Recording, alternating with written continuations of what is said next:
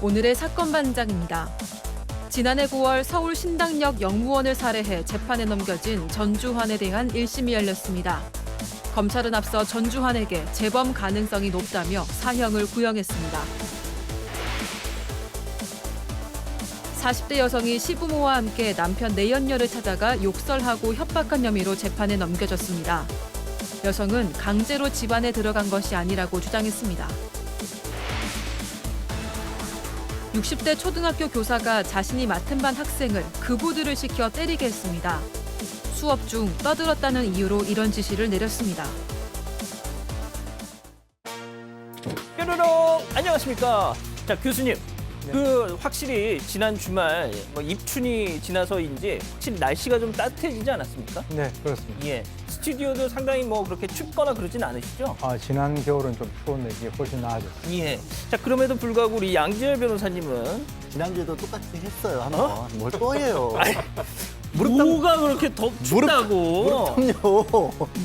너 반절 걷고. 너네 집엔 삼촌도 없냐? 약간 그러실 것 같아 교수님이. 여기 어르신, 지난주에 한번 했다니까. 그만해. 어른 옆에서 이건 참. 혹시 버티겠습니다. 마음에 안 들어. 알겠습니다. 오늘도 빨리빨리 좀 시작해 보도록 하죠. 예, 진실 추적자 사건 반장 시작합니다. 지난해 12월 미국 뉴욕주 이 버펄로 인근에서 이 폭설에 갇힌 한국인 관광객 10명 구조해서 저렇게 2박 3일간 자신의 집에서 지내게 했던 알렉산더 캠파냐 씨 부부 지금 나가고 있는데요. 기억하시나요? 자, 본의 아니게 이들 부부와 한국인 관광객들은 한국 음식 저렇게 차려 먹으면서 크리스마스 연휴까지 함께 보냈었죠. 자, 우리가 어떤 민족입니까? 신세지면 갚는 민족 아닙니까? 한국관광공사가 보시는 것처럼 저렇게 캠파냐 씨 부부에게 일주일간 한국 여행 초청권을 선물로 줬다고 하더군요. 예, 자 오늘 출연자 소개해 올리겠습니다. 예, 이자연 기자, 백성문 변호사, 오윤성 순천향대 교수, 양지열 변호사, 그리고 예 박준혜 수어 선생님 나오셨습니다. 안녕하세요. 안녕하세요. 예, 저희 아들 해담이 사반만 하면 특히 오윤성 교수님만 나오면 그 앞에 착 달라붙네요 하신 진보라님. 자, 신랑하고 저 그리고 6월에 태어날 럭키랑 세 가족이 항상 사반봅니다 하신 임윤정님. 10년 병치레한 엄마 위해서 고생한 우리 아들 이동원 내일 언론사 면접 화이팅하라고 해주세요 하신 한기성님. 자, 사반만 보는 해외 교포입니다. 제발 쥐 나오는 영상은 틀지 말아주세요. 나 트라우마 있어 하신 티파니 리님. 아이고 예. 자, 날도 춥고 스트레스 피로가 겹치면서 안면마비가 왔어요 하신 김희진님. 아이고 이런. 자, 혼밥하면서 사반 보시는 김누리님. 순천 사는 6학년 한예나, 4학년 한도아님, 조수현님, 박승숙님, 손미경님, 차경아님 모두 사랑합니다. 자, 크게 해주세요. 사랑. 재미는 물론 의리로 함께하는 아세사반 뉴스 6번. 아유 작아. 자, 대한민국과 전 세계 동포 가족 여러분의 시선을 모아서 출발합니다.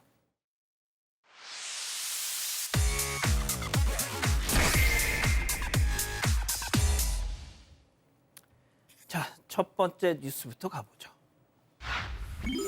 예, 사람을 찾습니다입니다. 실종자를 찾고 있습니다. 실종자분의 따님이 지금 4주째 행방이 묘연한 아버지를 찾고 싶다면서 저희에게 제보를 해주셨는데요.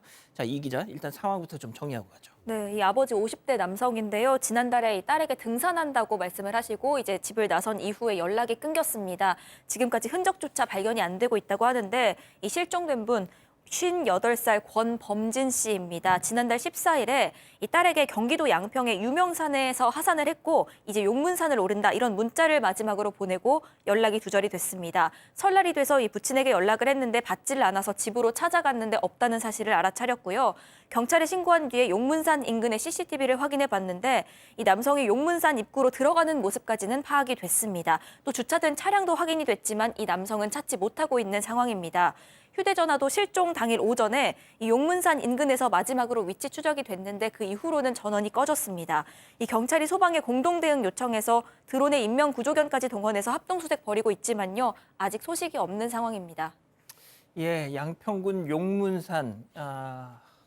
지금 벌써 4주 정도가 지났으면 이거 참 예, 교수님 이 가족들 걱정이 정말 이만저만이 아닐 것 같고 산이 워낙 넓기도 하고 또 중요한 거 요즘 얼마나 춥습니까? 그렇습니다. 지금 이제 그 등산로 곳곳이 이제 얼어 있고요. 지금 굉장히 그 추운 그런 그 날씨인데 정확하게 24일 정도가 경과됐는데요.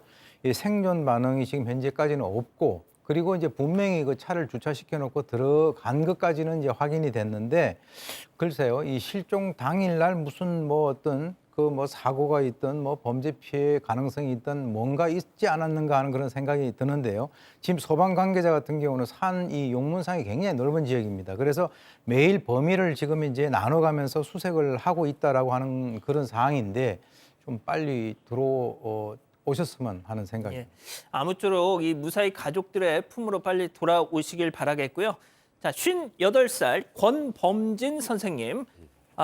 일단 이 권범진 선생님의 그 소재를 좀 아신다면, 목격하셨다면 지금 나가고 있는, 자막으로 나가고 있는 노원경찰서 연락처 지금 나가고 있는데요. 저쪽으로 꼭 좀 전화 부탁드립니다. 알겠습니다. 자, 두 번째 뉴스 이어가죠. 제발 먹튀가 아니었으면 점점점. 자, 대한민국에서 먹튀가 사라지는 그날까지 영상 보시죠. 자, 경기 성남시의 한 식당. 아이 손잡고 서 있는 저 남성 일단 먼저 나가고 있어요. 아내는 홀에 남겨두고 출구 쪽으로 가는데, 자, 가면서 계산대를 한번 쓱 보면서 저렇게 퇴장합니다. 자, 그럼 남아있는 아내. 자, 아이를 등에 업었어요 지금. 자, 그러면서 서서히 출구 쪽으로 계산을 하겠죠? 계산을 하겠죠? 계산을 하겠죠? 하지 않고 그냥 갑니다. 일단 여기까지는 먹튀 상황인데, 자, 애아빠가 계산한 줄 알았어요. 혹은 애엄마가 계산한 줄 알았어요. 할지는 모르겠습니다만, 그런 줄 알았으면 갔다가 다시 와야죠, 양 변호사님. 그러게요. 저게 지난 4일에 경기도 성남시 수정구에 있는 한 식당에서 있었던 일이라고 하는데, 지금 보신 것처럼 가족입니다. 참 맛있는 것들 시켜 드셨어요. 보쌈 2인분에 보리굴비에 볼솥밥 3개까지 시켜서 드시고, 따로따로 저렇게 한 사람은 아이 손잡고 엄마는 또 아이 업고 나간 겁니다. 직원들은 너무 천연스럽게 나가니까 다른 쪽에서 계산을 했거나 아니면 아예 다른 일행인가 보다라고 막지를 못했다고 하는데요. 뭐 저는 차라리 뭔가 사연이 있어서 좀 뭐 경제적으로 어렵거나 그래서 저렇게 드신 거였으면 차라리 낫겠어요. 설마 먹튀일까요? 이게 분명 백 변호사님, 네. 당신 계산 안 했어? 뭐 아빠는 계산 안 했어? 이러시면은 나중에 연락을 해가지고 보내줄 수 있단 말이죠. 그러니까 저도 조금 전에 양지열 변호사 얘기하셨던 것처럼 뭔가 사연이 있거나, 엄마는 아빠가 계산한 줄 알고 나가고 아빠는 엄마가 뒤에서 계산하겠거니 하고 나갔으면 참 좋았을 거라고 생각은 합니다만, 처음에 아빠가 아이를 손잡고 나가면서 계산대를 한번 힐끗 보잖아요. 예. 저는 거기서부터 어느 정도 의도가 있었다고 생각이 들고, 조금 전에 양 앵커 말씀하셨던 것처럼 만약에 설사 뒤에서 낼 줄 알고 먼저 나가고 앞에서 냈다 생각하고 나왔다면 당연히 계산이 안 됐다는 사실을 알지 않았을까요? 나오면? 예. 그럼 당연히 다시 들어가서 우리 서로 계산한 줄 알고 착각했어요라고 웃으면서 계산하고 나가는 게 정상이죠. 예. 그리고 최소한 그 당시에 몰랐다고 하더라도 집에 가서도 충분히 알았을 것이고. 그러니까요. 예. 그러면 그 이후에라도 계산을 하는 게 정상인데 안 했다라는 건 일단은 뭐 처음부터 조심스럽지만 처음부터 계산을 할 생각이 없이 저렇게 나간 게 아닌가 추정이 되는데요. 아이가 있으면, 아이를 업고 있거나 아이를 손잡고 있으면 아무래도 의심을 덜 받죠. 맞습니다. 저는 그런 이유는 최소한 아니었으면 좋겠는데 제 안 좋은 예감이 자꾸 맞아서 좀 그렇습니다. 만약에 지금 사건 반장 보시다가 어머머머 저 우리 아니야 막 신다면 지금이라도 그 식당에 꼭 송금하셨으면 좋겠습니다. 자, 세 번째 뉴스 이어가죠. 자, 멧돼지 3마리 신의 활보입니다. 자, 밤새 부산 길거리를 헤집은 멧돼지 삼형제 영상으로 확인해 보시죠. 자, 멧돼지 신고에 출동한 소방대원들 지금 지나가서 골목으로 이 다급히 경찰차가 멧돼지를 따라갑니다. 자, 잡힐 듯 말 듯. 자, 안 잡혀. 계속 가. 이렇게 빨라. 차량 밑으로 왼쪽으로 빠진 것 같은데. 자, 일단 이 영상 속에서는 멧돼지 한 마리만 나오는데, 자, 다른 2마리, 쟤는 물론 다른 2마리 어떻게 됐어요? 일단 한 마리는 사살이 됐고요. 나머지 2마리는 도주한 상황입니다. 이 지난 5일 밤 11시쯤입니다. 부산 진구 초읍동의 한 중학교 주차장 앞길에 저렇게 멧돼지 3마리가 나타났다 이런 신고가 접수가 됐습니다. 이 경찰과 소방당국은요, 이 유해조수 포획단에 이 사실을 알리고 현장에 출동해서 안전조치를 시작을 했습니다. 이후에 한 마리가 엽총으로 사살이 됐고 2마리는 인근으로 도망갔습니다. 이에 경찰은 멧돼지 출몰지 주변을 계속 순찰 중이라고 밝혔고요. 소방 관계자는 만일 멧돼지를 마주치게 된다면 절대로 소리를 지르거나 등을 보여서는 안 된다. 주변 엄폐물을 이용해서 몸을 숨긴 뒤에 즉시 119에 신고해달라. 이렇게 조언했습니다. 자, 그 말은 쉬운데 그게 될지 모르겠어요. 당장 저만 해도 아! 하고 소리를 지를 것 같아요. 저도. 알겠습니다. 자, 4번째 뉴스 이어가 보죠. 무개념 민폐 선 넘었답니다. 자, 상상을 초월하는 어떤 분들의 민폐 행각 함께 보시죠. 자, 사반 가족 제보 영상 딱 봐도 역주행 정차 차량 운전자 어디 갔어? 어디 있어? 어디 있어? 어디 있어? 자, 알고 봤더니 바로 왼쪽에 있던 삼계탕 가게에서 따끈따끈한 삼계탕 포장 후에 저렇게 후다다다다닥 달려와가지고 미안하다는 말도 수신호도 없이 고고싱. 자, 또 다른 사진 보시죠. 자, 아파트 진입로를 사이드 미러까지 접힌 걸 보니까 설마 저기다 지금 주차를 한 거? 알고 봤더니 주차 위반으로 인한 과태료 부과, 아파트 측의 과태료 부과에 열받아서 너 죽고 나 죽자 출입구를 딱 길막을 하신 분입니다. 자, 이어서 3번째. 마지막 영상. 전봇대 아래서 강아지 식사하시는데 죄송합니다. 나왔습니다. 덩치 올 생각은 털끝만큼도 없는 저 남성. 휴대폰 삼매경에 야, 주인아 다 쌌다 가자 하니까 따라가고 있습니다. 자, 양 변호사님. 우리 국민 수준이 이 정도는 아닌데 말이죠. 저거 마지막 건 중국이나 어디 다른 나라 아닐까요? 동남아나? 아니면 뭐. 또 그러면 또 국가 외교 얘기를 문제로 얘기하면 안 비하할 되는 수 거예요. 있으니까. 죄송합니다. 국가 얘기를 생각하면 제 실수였고요. 그냥 이웃 나라들 지금 어디 다른데. 한글 써 있어요, 저기. 한글이 써 있네요. 예. 우리나라 제품 수출했나 보다. 예. 범칙금 당연히 부과가 됩니다. 10만 원 이하까지 가능하고요. 또 경범죄처벌법으로 처벌받을 수 있고 이런 얘기 하고 있는 제가 부끄럽습니다. 저건 상식이죠. 네. 그러니까요. 이거 개 덩은 이렇게 딱 비닐봉지나 이런 거 들고 다니면서 이렇게 치우는 게 이게 반려인들의 이 의무 아닙니까? 이 상식이고. 자, 그런데 말이죠, 교수님 앞서 보셨던 민폐 주정차 2인방 교수님 어떻게 보셨습니까? 차도에 역주행 주차해놓고 삼계탕을 포장하러 간 이 차주 같은 경우는 말 그대로 개념 상실한 그런 상태고요. 잠깐이면 괜찮겠지 하는 건 굉장히 이기적인 그런 행동이고요. 그다음에 이제 2번째 입주민이 앞에다 차를 세우는 것은 저는 일종의 갑질로 저는 봅니다. 왜 그러냐면 이제 주차 규정이 위반했다고 해서 아마 경비실에서 경고 스티커하고 과태료를 갖다가 부과를 했다라고 하는데 이 과태료 내지 않겠다라고 항의를 하면서 차량으로 출입구를 갖다가 막고 있는 그런 상황이거든요.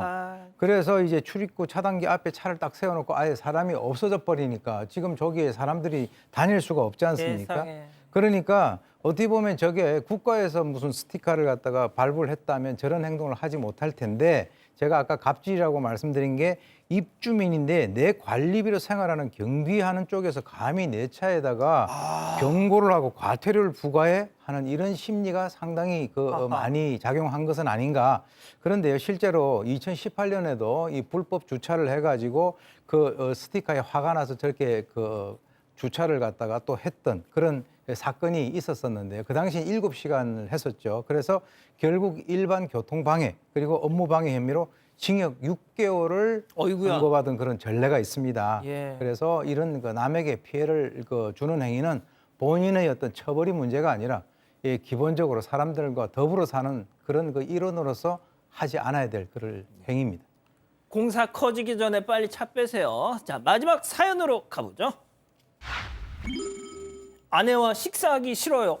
이건 또 무슨 얘기예요? 이 아내가 식사 중에 계속 쩝쩝 소리를 내서 같이 밥을 먹기 싫다. 이런 남편의 사연입니다. 쩝쩝. 이게 사귈 때는 알아차리지 못했다고 합니다. 그런데 얼마 전에 이탈리아로 신혼여행을 갔는데 거기서부터 문제가 시작이 된 겁니다.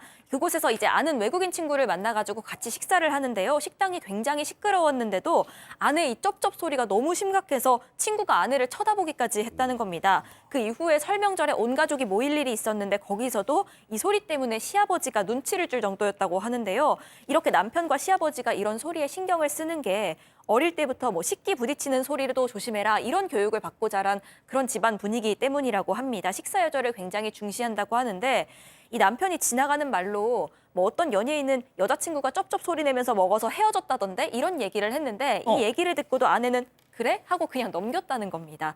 이 식사 예절에 이렇게 무심한 아내를 보면서 이 남편은 되레 내가 예민한 건가 하는 생각이 든다고 합니다. 아, 그렇군요. 자, 기다리고 기다리셨던 부처 핸즈업 타임. 우리 가족 여러분들도 채팅창에 OX로 함께 참여해 보시죠. 먼저 남편입니다. 자연아, 제발 그 쩝쩝 소리 좀! 아, 정말 너무 교양 없어 보여. 창피해서 내가 너랑 외식을 못 하겠어. 그리고 그거 마치 소가 막 여물을 씹는 그런 모습이랄까. 나 지금 소랑 결혼한 거니? 제발 사람답게 좀 씹어. 극혐 동그라미. 아유, 야, 이게 이렇게까지 저 혼자 할 줄 알았는데. 아닙니다. 일단 아내분의 얘기도 한번 들어보세요. 오빠, 어떻게 소리를 안 내고 먹을 수 있어? 백김치 소리 안 내고 씹을 수 있어? 오이 수박이 소리 안 내고 씹을 수 있어? 어쩜 먹는 거 가지고 그딴 소리를 하냐? 내가 부끄럽다고? 소 같다고? 넌 토끼 같아, X. 아이고, 갑자기 왜 토끼가 났을까요? X. 안 바꾸시는군요. 네. 알겠습니다. 자, 양 변호사님. 사실 예의라고 하는 게 남편 말 맞다나 그러니까 다른 사람들과 함께하기 위해서 존재하는 거잖아요. 남편 입장에서는 내 아내가 밖에 나가서 이런 것 때문에 곤란함을 겪게 될 수도 있다는 생각을 했을 거예요. 그리고 그런 불편한 얘기, 남들이라면 쉽게 할 수 없는 얘기 해주는 게 가족이고 가까운 사람의 역할입니다. 아하. 아내분 고치시기 바랍니다. 자, 교수님. 아마 이 남성이 사귈 때는 눈과 귀가 멀었던 것 같아요. 아, 진짜. 예, 그 어떻게 이제 서서히 결혼하고 난 벗겨지고 뒤에 있군요. 이제 벗겨지고 있는 것 같은데 그렇구나. 만약에 이제 여기 이 사연을 올린 이 남자분의 그 표현이 정확하다면 사실 밥을 먹을 때 소리가 조금씩 날 수는 있지만 이제 수준이 문제인데 주위에 있는 그 외국인 친구들이라든가 또는 시집 식구들이 전부 다 쳐다볼 정도가 되면은 그거는 좀 약간 과하지 않는가 하는 그런 생각이 들고요. 예. 두 사람이 무인도에서 살면은 뭐 이게 아무리 심해도 이거는 뭐 별다른 문제가 없지만 적어도 사람들하고 어울려 산다라고 하는 거 그리고 결혼이라고 하는 것은 서로가 맞춰서 산다라고 하면 그 결혼을 하고 난 뒤에 입 쩝쩝거리는 것이 조금 개선이 되면 훨씬 결혼 잘하신 거죠. 예. 자, 그러면 우리 네 분 샷 좀 잡아주실 수 있어요? 예. 자, 그러면은 나도 살다가 이것 때문에 좀 뭐 내 경우든 다른 사람의 경우든 스트레스 받아본 적 있다 손? 스트레스까지는. 그좀 있으셨군요. 아니, 제 주변에도 좀 거의 쩝쩝쩝 소리가 좀 심하게 들릴 정도로 먹는 친구도 있어요. 사모님? 아니요, 저는 조용하죠. 아주 큰일 나요. 왜 이러세요? 예. 근데 저는 그 얘기해 주는 게 맞다고 생각해요. 아, 진짜. 그러니까 나는 기분 나쁘고 가만히 있어도 나가서 다른 사람들한테 또 그 비슷한 불쾌함이나 이런 걸 줄 수 있잖아요. 그러니까 제가 보니까 그 남편의 이 주장이 맞다면 이 아내가 백김치 씹는 정도의 소리는 아니에요. 아, 진짜. 그러니까 음식을 먹을 때 통상적으로 나는 소리가 아니라 그러니까 쩝쩝쩝 하는 걸로 계속 소리가 나는 거는 사실 상대방한테 좀 불쾌감도 줄 수 있단 말이죠. 진짜 아까 조금 전에 말씀하셨던 것처럼 둘이 살 때야 뭐 쩝쩝쩝 소리를 내고 무슨 소리를 내고 상관없겠지만 주변 사람들이 싫어할 만한 행동이라면 그거는 남편이니까 오히려 아내한테 얘기를 해주고 그래야 이 아내한테 오히려 아내가 바깥에서 다른 사람도 만나고 할 때도 더 도움이 되지 않을까. 그래서 저도 그게 맞는 것 같습니다. 그 말씀하신 동안에 제가 이제 채팅창을 잠깐 봤는데 이 기자 막 진짜 너무 싫어 막 진짜 막 경기를 일으키시는 분들이 너무 많아요. 네, 너무 싫어하시는데 와와님은 너무 싫어. 난 그래서 헤어졌음이라고 네? 말씀하셨어요. 아, 진짜. 어휴, 아이고야 이거 그리고 이혼사연 주셨네요. 영팔미션님이요. 저도 신랑이랑 밥 웬만하면 같이 안 먹어요. 저거 안 겪어보면 몰라요라고 말씀을 하셨습니다. 어머나. 또 민수님, 계속 쩝쩝거리니까 쩝쩝 소리가 귓가에 맴도는 것 같아요라고 말씀하셨는데 또 미나킴님은 아내가 모를 수도 있으니까 일단 잘 얘기해주면 되지 않을까요?라는 얘기도 해주셨습니다. 아유, 그렇군요. 뭐 이렇게까지 또 격정적인 반응을 주실 줄 몰랐습니다. 자, 부산의 한 유명 체인점에서 일하고 계신다는 박수빈님 보고 계신가요? 예, 근로기준법을 준수하라 하시면서 사연을 주셨는데 이 수빈님이 일하는 매장에서는요 1시간 일찍 퇴근시키고 있다는 겁니다. 복지 차원에서? 아니요. 연차 소진을 위해서. 연차 수당 안 주려고 1시간 일찍 퇴근시키면서 그걸 쪼개기를 하고 있다는 겁니다. 해당 매장 방송 보시면요 뜨끔하실 텐데 당장 시정하세요. 아들, 얼굴이 왜 그 모양이니? 요즘 관리를 못해서. 이거 챙겨가. 뭔데요? 좋은 것만 넣었다. 보약인가요? 아니? 우루오스 피부 건강 한 통에 다 담다. 우루오스. 탕수육은 부먹이죠. 찍먹이죠. 제일 맛있는 건 꼭먹이죠. 꼭꼭 씹어 먹어야 제맛이 나니까. 잇몸 염증에 좋은 생약 성분 함유. 인사돌 플러스. 오래오래 꼭먹하세요.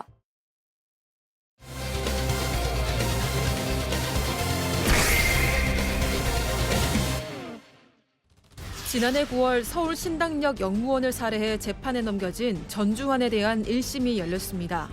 검찰은 앞서 전주환에게 재범 가능성이 높다며 사형을 구형했습니다. 1심 재판부의 선고 이유를 짚어봅니다. 자, 전주환 사건, 신당역 살인 사건. 일단 내용부터 기억 좀 가물가물하실 수 있으니까 네, 내용 전주환 정리해보죠. 지난해 9월 14일이었죠. 서울 지하철 2호선 신당역의 여자 화장실에서 입사 동기인 여성 직원을 흉기로 살해했습니다. 이 앞서 피해자를 스토킹한 혐의로 재판을 받고 있었는데요. 검찰이 징역 9년을 구형을 한 겁니다. 이렇게 중형이 선고될 게 예상이 되니까 앙심을 품고 선고 하루 앞두고 범행을 저질렀습니다. 이 피해자가 사망한 뒤에 이 스토킹 범죄에 대해서는 1심 선고 공판이 있었는데 징역 9년이 선고가 됐고요. 양측 항소해서 현재 이 부분에 대해서는 항소심이 진행 중입니다. 이 검찰 조사에서 범행을 왜 저질렀냐 이런 질문을 했는데 이에 대해서 스토킹 혐의로 9년 구형받고 선고 앞둔 상황이 되니까 이제 내 인생 끝났다는 생각이 들었다. 너 죽고 나 죽자는 마음이었다. 이런 취지의 진술을 했습니다. 또 지난달 열린 결심 공판 최후 진술에서는요. 삶을 스스로 비관해서 모든 걸 포기해야겠다는 짧은 생각 때문에 저 스스로를 놓아버렸다. 절대 해선 안 될 일이었는데 대체 왜 그랬는지 후회스럽다고도 했습니다. 자, 검찰이요. 사형을 구형했습니다. 그러니까 사실 그 범죄 내용을 보면 특가법상 보복살인, 그러니까 그 스토킹으로 신고를 해서 결국 여기에 징역 9년까지 선고받을 정도 중형을 선고받을 상황이 되니까 그에 대한 보복으로 사람을 살해한 것이기 때문에 일단 일반 살인죄보다 형량이 훨씬 높습니다. 거기에다가 뭐 정보통신망법 위반, 개인정보보호법 위반, 또 주거침입 혐의까지 포함해서 재판에 넘겨진 건데 일단 검찰 입장에서는 개선의 가능성이 없다. 그러니까 제일 중요한 것이 범행 자체가 워낙 끔찍한 데다가 개선의 가능성이 없다고 판단을 했다고 하고 또 전주환에 대한 심리 분석을 해보니 타인에게 분노를 느끼는 일이 생기면 자기중심적 사고에 빠져 살해와 같은 극단적 범행을 할 가능성이 많다. 그러니까 재범 위험성도 굉장히 높다는 판단 하에 사형을 구형하면서 30년 위치 추적 전자증 부착 명령까지 재판부에 요청을 했습니다. 하지만 이에 대해서 이제 전주환 측에서는 장기간 구금될 거라는 거 최소한 그 부분은 충분히 예상이 됐겠죠. 장기간 구금되는 것만으로도 재범 위험성은 충분히 낮출 수 있다. 그러니까 중형 선고가 사형 선고만은 피해달라. 이런 취지의 항변을 했었습니다.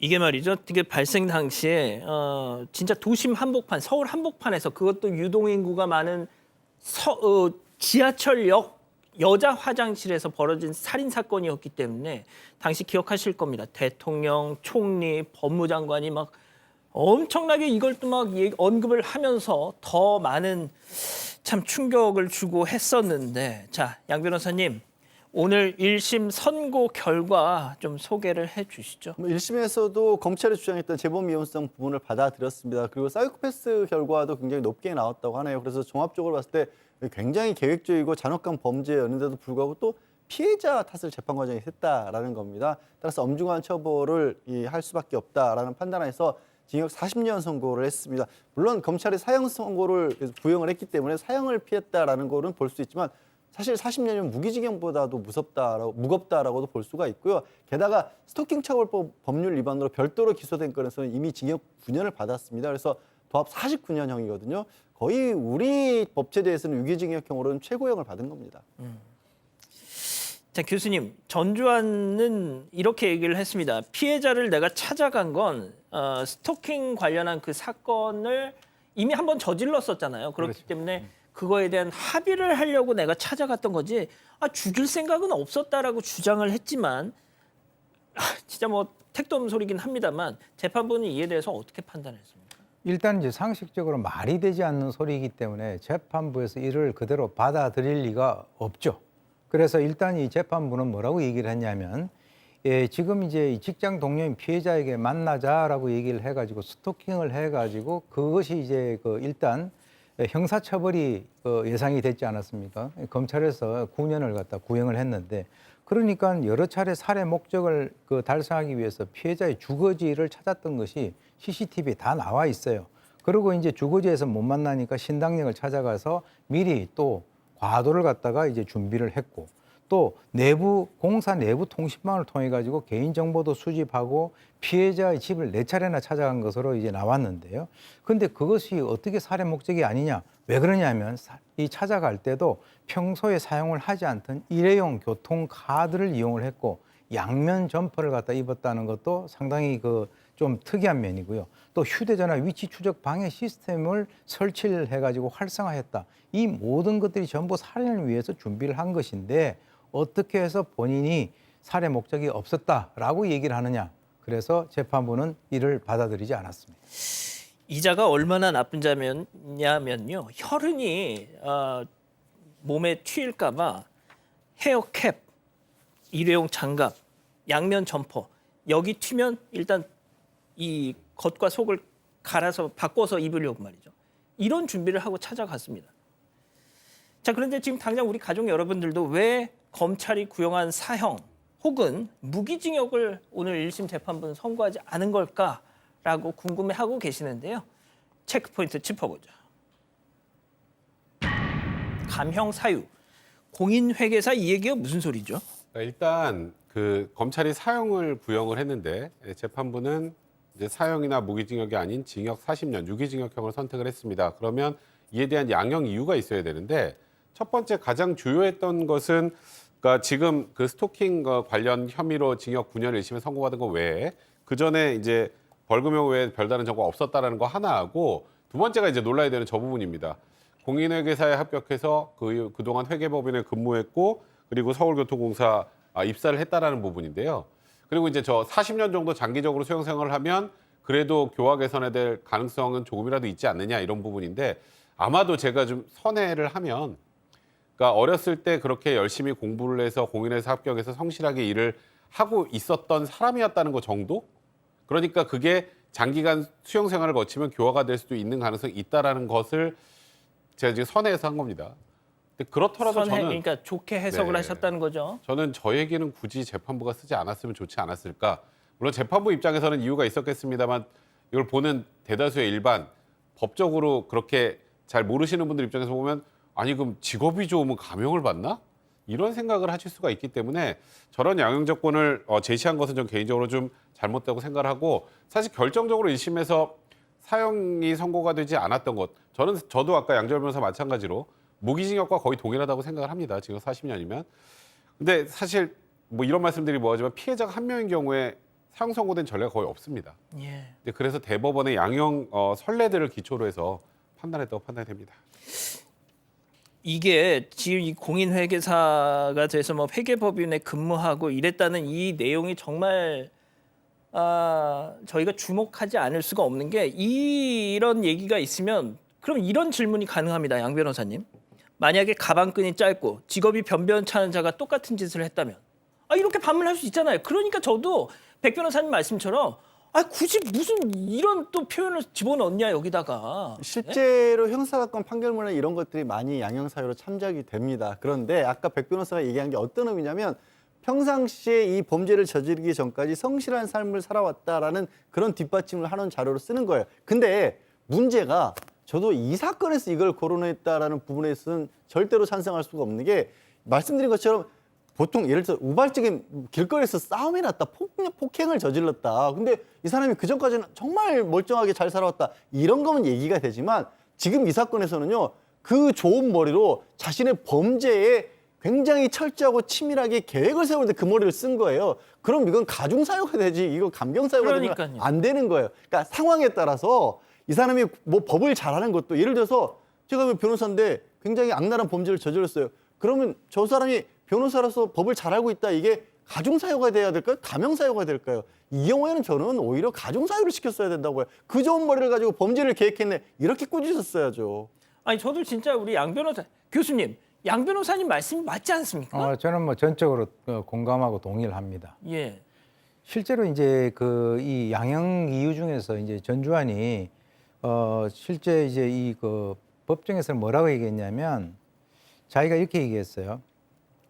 이 법정에서는 수행 생활을 통해서 잘못을 깨닫고 개선할 가능성이 없다고 할 수 없다. 즉 부정은 긍정이죠. 예. 그러니까 일단 이제 이 재판부에서는 개선 가능성에 대해서는 좀 이렇게 방점을 둔 것 같긴 한데 실제로 당시에 이제 뭐 반성문 제출하고 이렇게 된 상태에서는 실제로 이렇게 했습니다. 재판장이 판결을 마치면서 남은 평생을 무관 생명을 살해한 죄에 대해서 철저하게 반성해라 이렇게 얘기했는데 그때 당시에 어떤 반응이 나냐면 고개 푹 숙이고 할 말이 없느냐라고 다시 이렇게 물어봤음에도 불구하고 아무런 답을 하지 않았다는 거죠.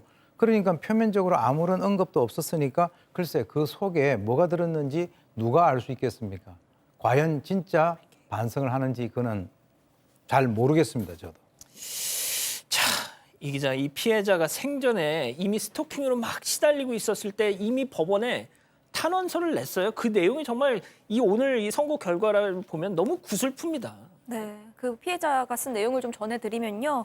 저는 한때 누구보다 꿈이 많은 사람이었습니다. 하지만 그 일을 겪고 제 시간은 멈춘 것 같습니다. 단 한 가지 희망은 가해자에게 강력한 처벌이 내려지는 것입니다라고 적었는데요.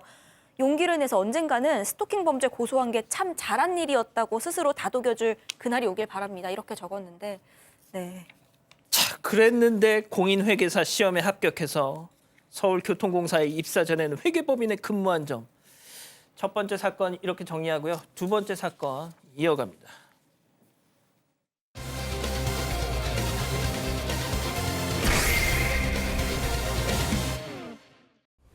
40대 여성이 시부모와 함께 남편 내연녀를 찾아가 욕설하고 협박한 혐의로 재판에 넘겨졌습니다. 여성은 강제로 집안에 들어간 것이 아니라고 주장했습니다. 어떻게 된 일인지 알아봅니다.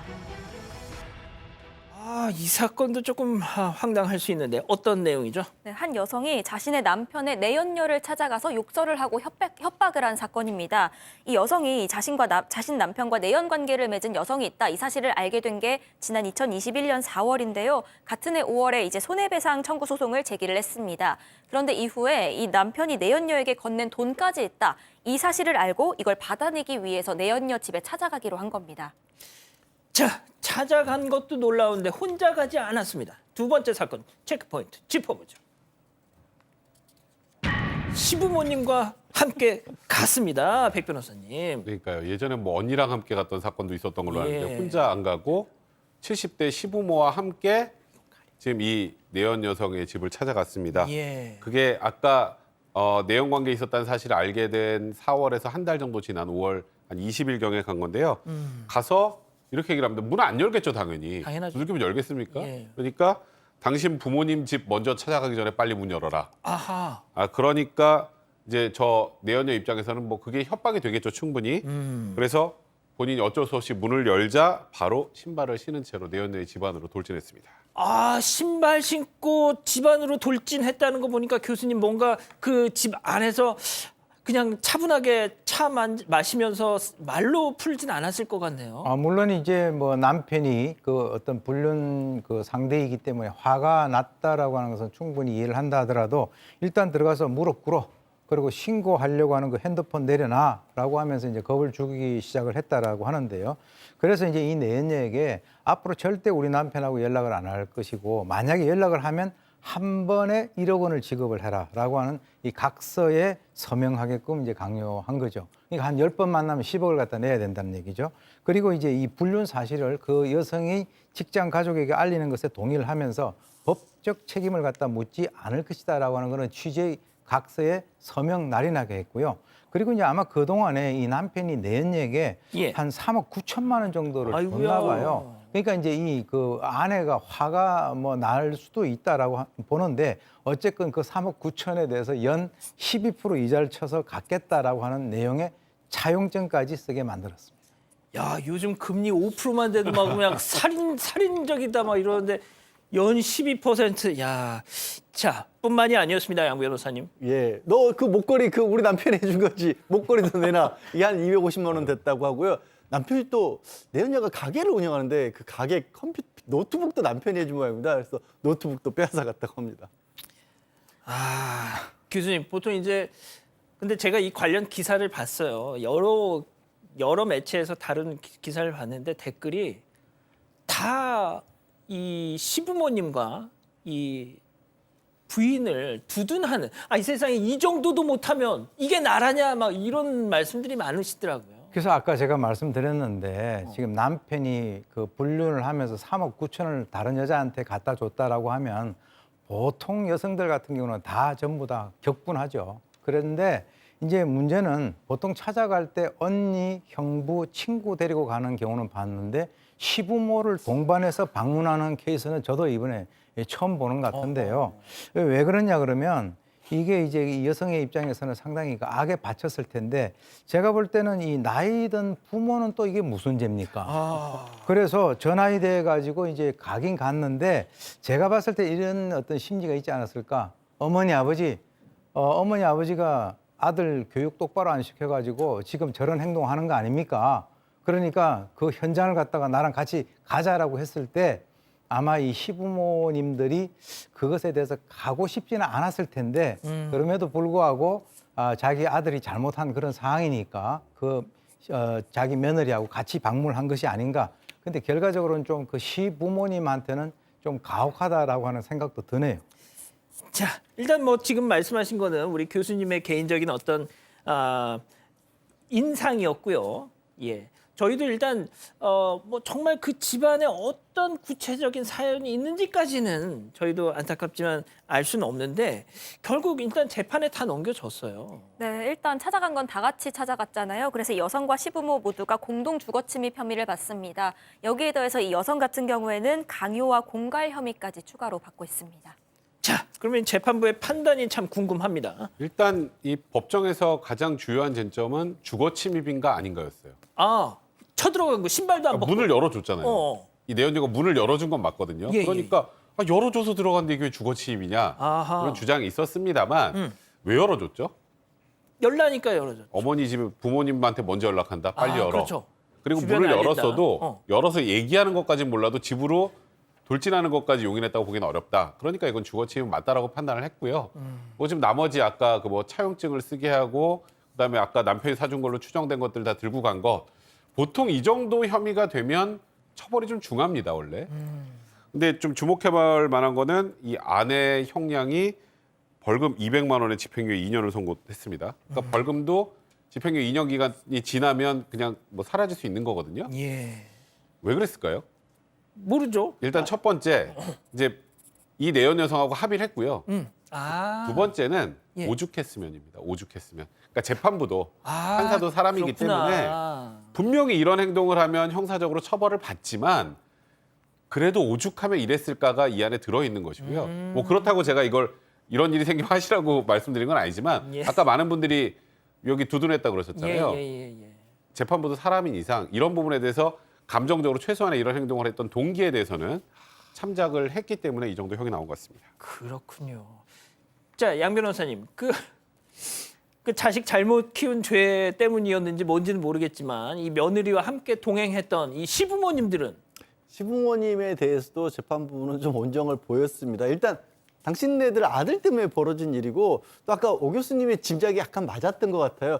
별로 적극적으로 가담하진 않았다라는 겁니다. 그래서 진짜요? 각각 벌금 50만 원, 100만 원을 게다가 선고유예 내라는 게 아니라요. 저것도 이렇게 할 텐데 그냥 시간 지나면 이것도 없었던 걸로 해드리겠습니다라고 했습니다. 알겠습니다. 참 뭐 저희가 이런 일들이 왕왕 있어서 참 곤혹스럽긴 합니다만, 그러니까 법의 판단과 여론의 반응은 상당히 좀 간극이 있네요. 자, 두 번째 사건 일단 이 정도로 정리하고요. 세 번째 사건 이어갑니다.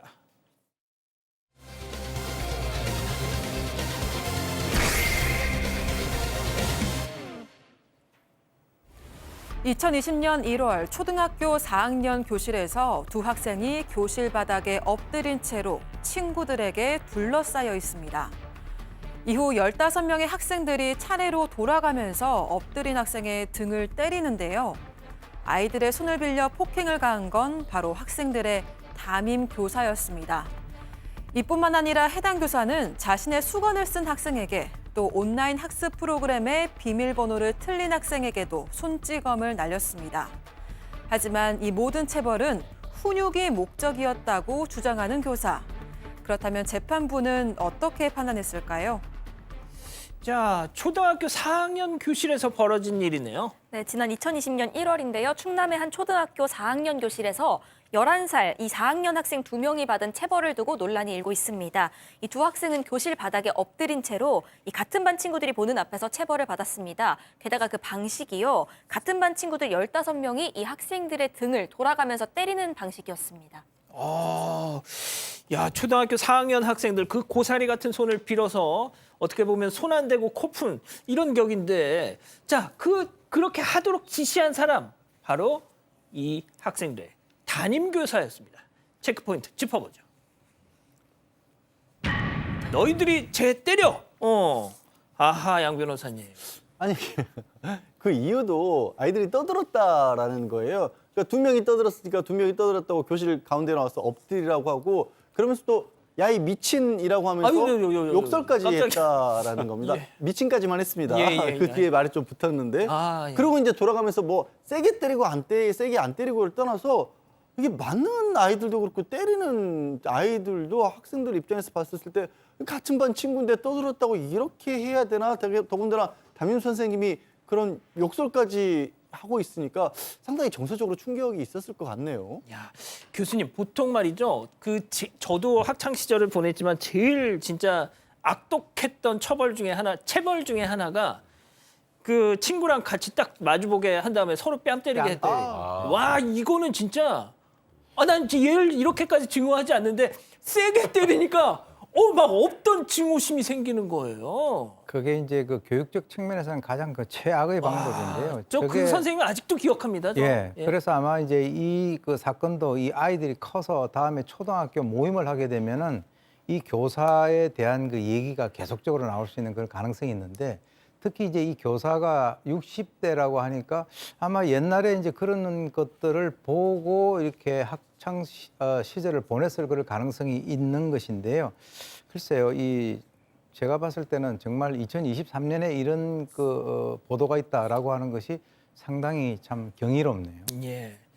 자, 그런데 이런 걸 보면 이 양반이 처음 했던 건 아닐 것 같아요. 뭐 당연히 아닙니다. 그리고 이분은 세상의 변화를 감지하지 못하고 사셨던 것 같아요. 맞습니다. 판결문 안에 명시된 피해자만 최소 4명입니다. 그 이유들을 좀 보면 좀 와닿지가 않아요.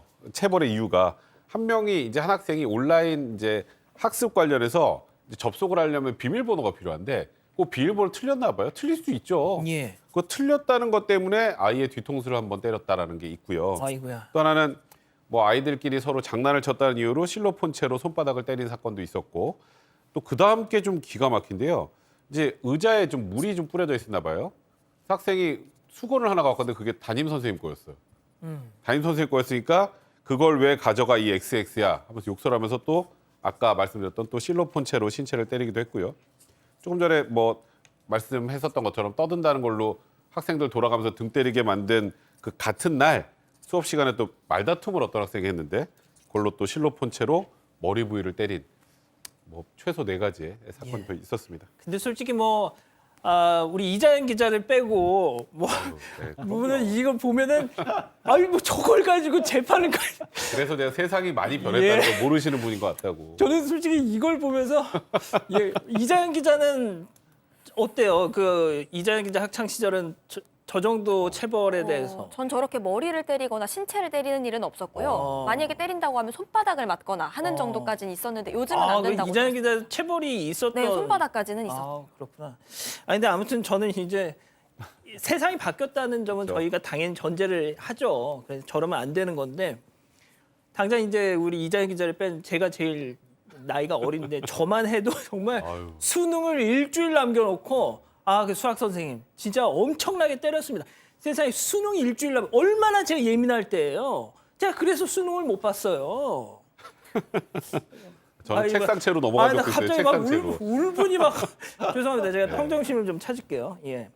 자, 1심 어떤 판단이 내려졌습니까? 네, 징역 8개월에 집행유예 2년 판결 내렸습니다. 1심 재판부는요, 이 피고인이 반복적으로 도구를 사용한 데다 이 학생들에게 물리력을 행사하도록 강요해서 이 전체 아동들에게 정서적인 학대까지 했다 이렇게 지적을 하긴 했는데요. 하지만 이 피고인이 행사한 그 물리력 정도가 중하지 않은 점 등을 고려했다고 밝혔습니다.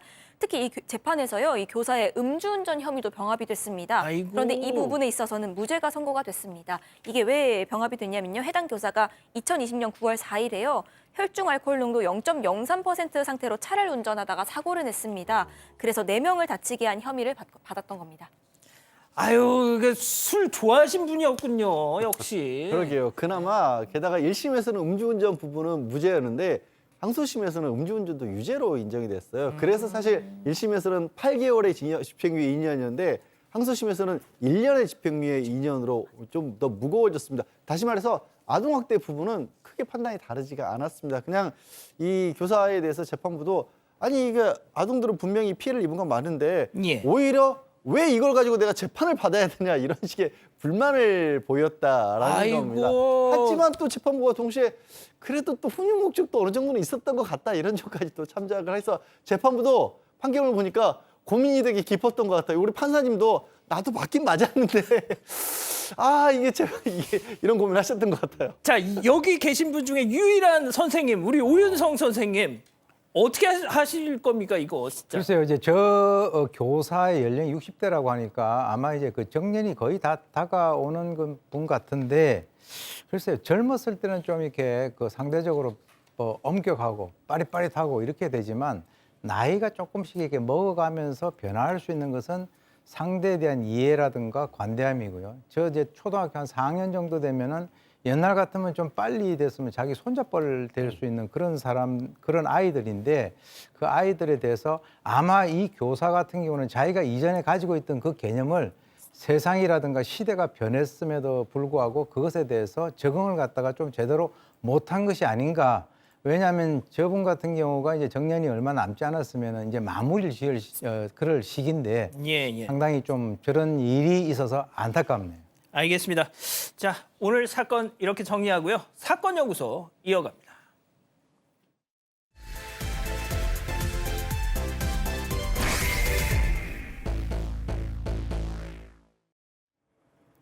(2013년 6월) 인천의 한 원룸에서 다급하게 들어온 신고. 119가 출동해 보니까 앳된 남자아이가 화장실에 누워서 이미 숨져 있었습니다. 사망한 환자분은 알몸으로 옷을 입지 않은 상태로 화장실에 똑바로 누워있는 상태였고요. 전신에 이도화상. 정수리부터 이마까지 머리카락이 빠지고 여기저기가 벗겨진 데다가 이 배며 가슴이며 온몸에 3도 화상을 입었습니다. 여기저기 흩뿌려진 혈흔과 부러진 골프채 그리고 스키부츠까지 한눈에 봐도 타살임이 명백해 보이는 상황. 함께 있었던 29살 여성은요. 자신이 숨진 아이의 과외교사라면서 이 집에서 같이 먹고 자면서 수업을 하고 있었다고 주장을 합니다. 오늘 사건 연구소는 수상한 과외교사와 공포의 합숙을 파헤쳐봅니다. 자, 오늘 사건은 2013년에 발생한 사건입니다. 한 앳된 학생과 20대 과외교사가 합숙 과외를 했는데 자, 벼랑간 그 학생이 숨진 채로 발견이 됐습니다. 자, 어떤 사건인지 지금부터 차근차근 짚어보죠. 네, 일단 119로 신고 들어온 게 2013년 6월 29일입니다. 그렇게 출동을 해보니까요. 아주 앳된 남학생이 화장실에서 숨진 상태로 발견이 됩니다. 이 피해자는 고등학교를 자퇴한 고1이었는데요. 자퇴한 만 16세의 권군입니다. 이 숨진 권군의 온몸은 아주 그냥 만신창이였습니다. 왼쪽 정강이만 빼놓고 전신에 3도 화상을 입은 상황이었는데요. 이 때문에 이상한 낌새를 눈치채고 경찰까지 출동을 해서 조사를 했는데 원룸 내부에서 이 다수의 비산 혈흔, 흩뿌려진 혈흔과 이 헤드가 떨어져 나간 골프채, 그리고 아이고. 스키부츠에 묻은 혈흔 등이 발견이 됐습니다. 그러니까 타살이 아주 강력하게 의심되는 상황이었던 겁니다. 자, 그러면 이 숨진 학생과 그 같이 살았던 과외교사 무슨 상황이에요, 이게? 일단 이들이 처음 만난 건 이 사건 발생 1년 전 2012년에 한 고등학교였습니다. 이 고등학교에서 교생과 학생, 제자 사이로 만난 거죠. 그런데 여기서부터 좀 이상한데요. 이후에 이 여성이 교생 실습을 끝내고 이 학생은 학교를 자퇴합니다.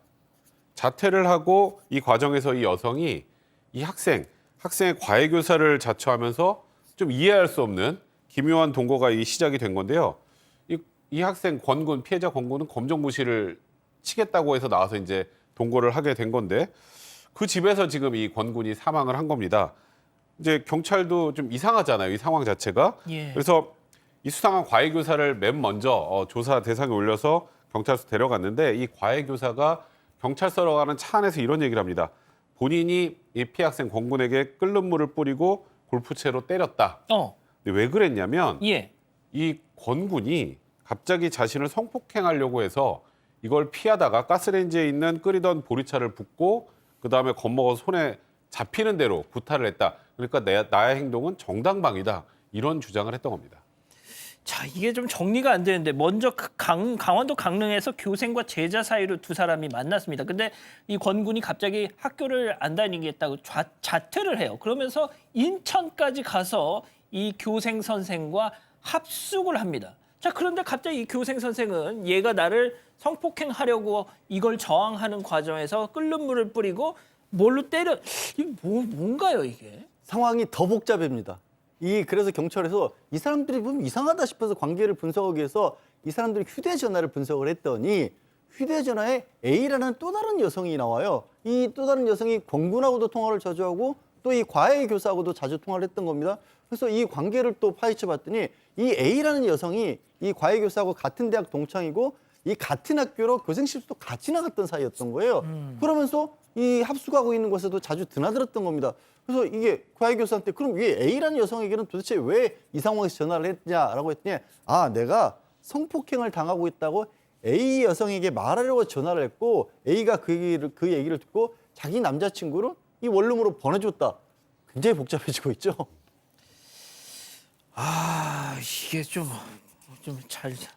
자, 이 기자가 조금 이거를 어떻게 좀 관계도 이런 걸로 좀 정리를 좀 해 보시죠. 네, 일단 중간에 정리를 좀 한번 해드리겠습니다. 일단 숨진 피해자는 이 권군입니다. 16세 자퇴한 학생이었죠.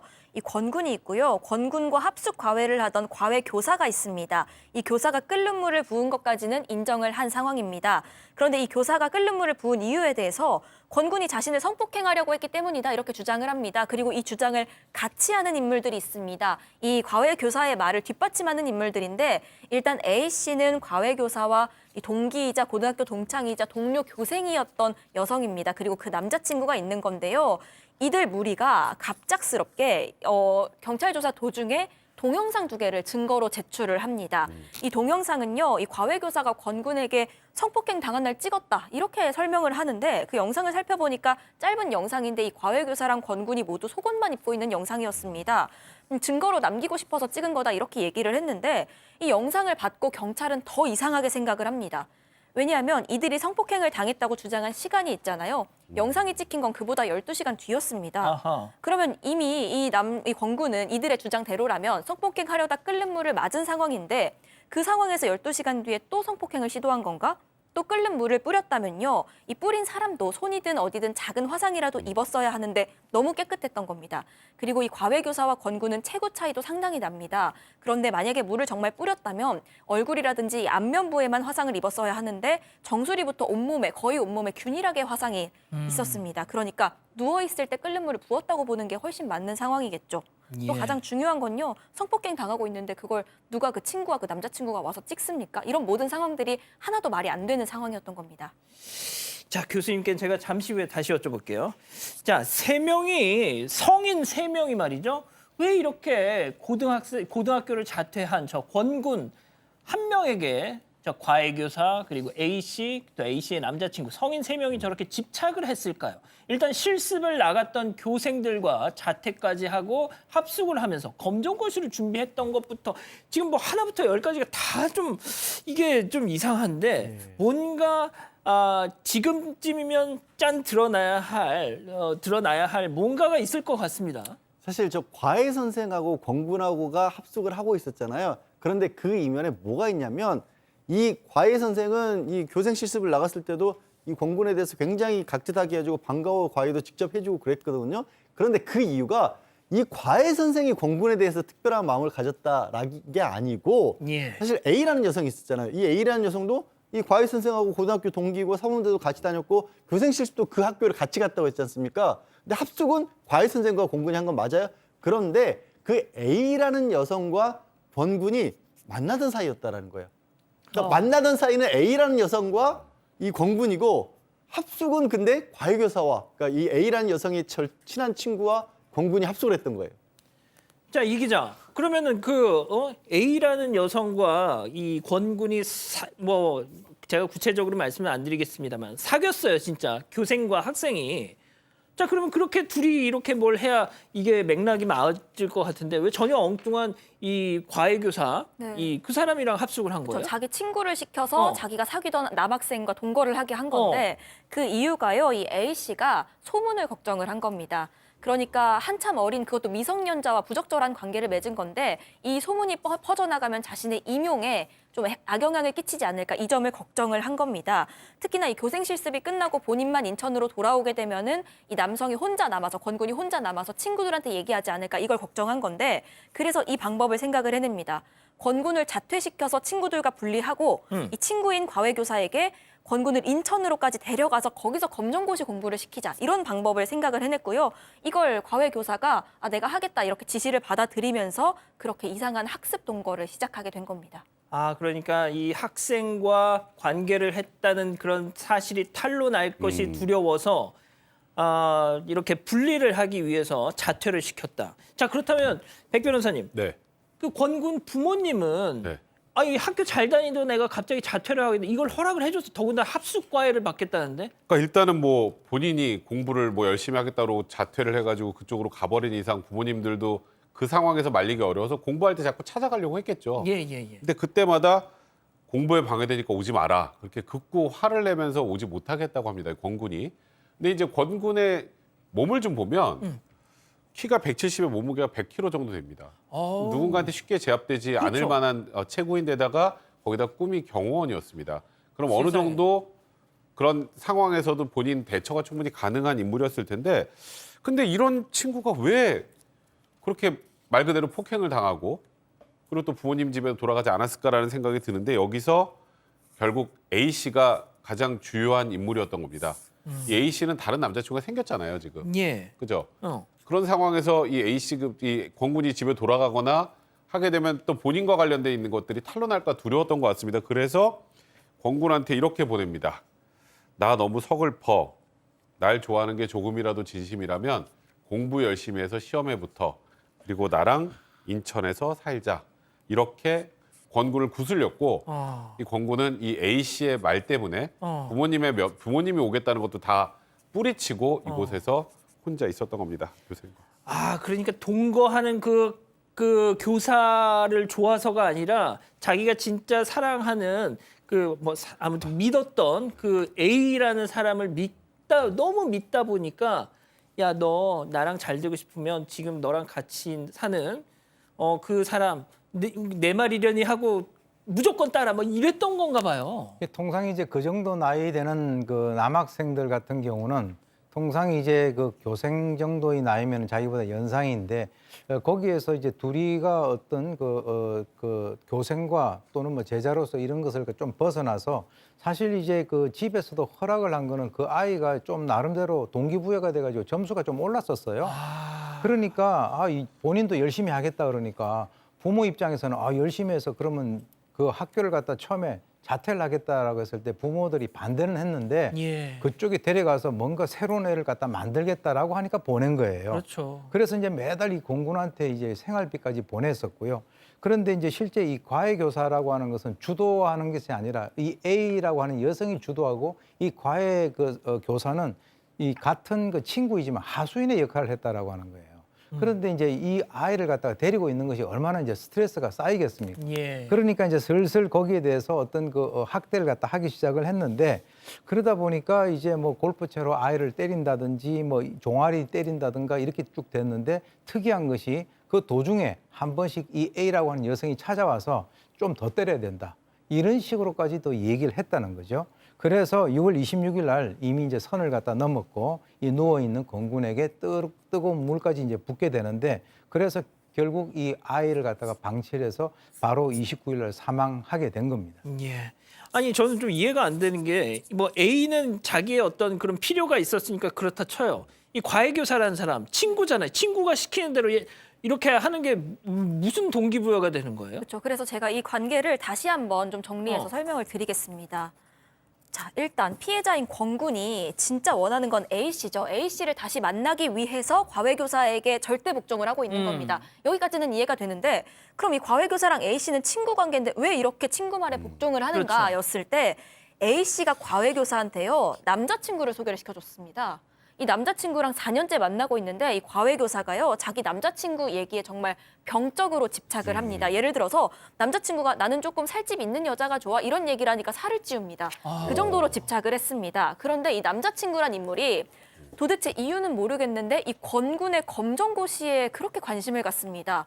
이 권군이 검정고시 패스를 합격을 못하면 나와 내 어머니가 야쿠자에게 다칠 수 있다 이런 얘기를 하는데 이 얘기도 너무 황당하고 이걸 왜 믿었는지 모르겠는데 이 말을 고지고대로 믿습니다. 과외교사는요. 그래서 극도로 불안해져서 공부시키기 위해서 이 집착을 하다가 끓는 물까지 붓게 됐던 건데 그런데 여기서 반전이 있습니다. 그 남자친구요. 실존 인물이 아닙니다.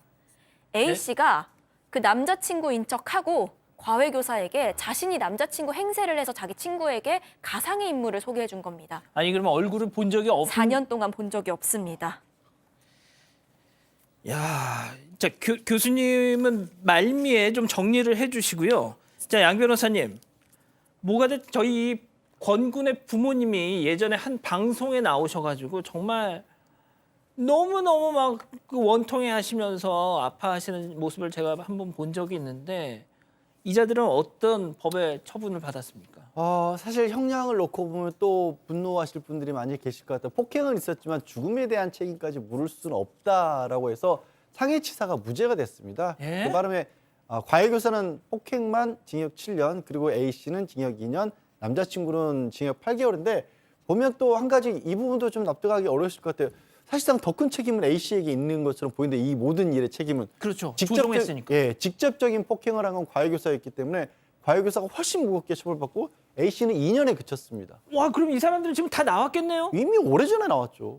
2013년 사건인데. 와, 자 교수님, 이게 말이죠. 2013년 사건, 가스라이팅, 뭐 우리가 요즘 흔히 얘기하는 그런 거, 뭐 정신적으로 막 지배를 해서. 근데 당시에는 요즘이야 뭐 워낙 이런 유사한 사건들이 많다 보니까 우리 뭐 가족 여러분들도 어느 정도 학습이 돼 있는데 2013년 저도 기억이 나는데 맥락이 이게 도저히 이해가 안 됐었거든요, 정말. 제가 이제 이 사건 분석을 한 적이 있는데요. 이게 이제 그 이 A씨라고 하는 이 여자가 자기 친구 있잖아요. 친구를 고등학교 때부터 알면서 친구가 자기 집에 있는 고민을 얘기하면은 그때 잘 얘기를 갖다 해줘요. 그래서 완전히 이건 친구가 아니라 종속관계에 들어갔고요. 심지어는 대학을 다른 데로 친구가 갔었는데 야, 너 내 있는 대학으로 와. 그렇게 해가지고 그쪽 대학까지 왔고 그리고 이제 학교를 다니는 동안에 완전히 소위 얘기해서 자기가 쥐고 흔드는 그런 관계였었는데 교생을 가가지고도 사고는 본인이 쳤잖아요. 예. 그런데 그것에 대한 그 소문을 갖다가 뭔가 이렇게 물타기를 하기 위해서 그 아이를 뽑아가지고 자기가 그 관리를 하기는 싫으니까 자기 친구에게 그 임무를 준 거예요. 그런데 그 친구를 움직이는 것은 바로 아까 가상의 남자친구를 내세워가지고 너 앞으로 말 잘 들어야 그 남자를 앞으로 사귈 수 있다 이렇게 했고요. 또 나중에 이제 보게 되니까 이 A씨의 남자친구 있지 않습니까? 그 남자친구도 이 어느 틈인가 이 여성의 그 어떤 정신적 조종 상태로 들어가 있단 말이죠. 그래서 사실은 이 사건에 있어서의 가장 핵심은 지금 이제 검찰에서 프로파일링을 해가지고 약간의 어떤 그 성격 장애 이런 것들이 있을 수 있다라고 하는데 지금 이제 이 여성 같은 경우는 이 A씨요, 이 자기애성 성격 그런 경향이 있고 그리고 이제 그 아까 어떤 피해를 당했던 그 남성 그 남학생 같은 경우는 의존성 여러 가지 어떤 그 경향이 있다 이런 식으로 이제 결말이 났는데요. 자관 한 사람이 다른 사람을 가스라이팅을 통해서 어떻게 인생을 망치느냐라고 하는 것을 아주 극명하게 보여준 그런 사례입니다. 자, 지금 사건 반장을 그 당사자들이 보고 있을지 모르겠습니다만 참 이게 알겠습니다. 오늘 사건 연구소 이렇게 정리하고요. 글로벌 픽 이어갑니다.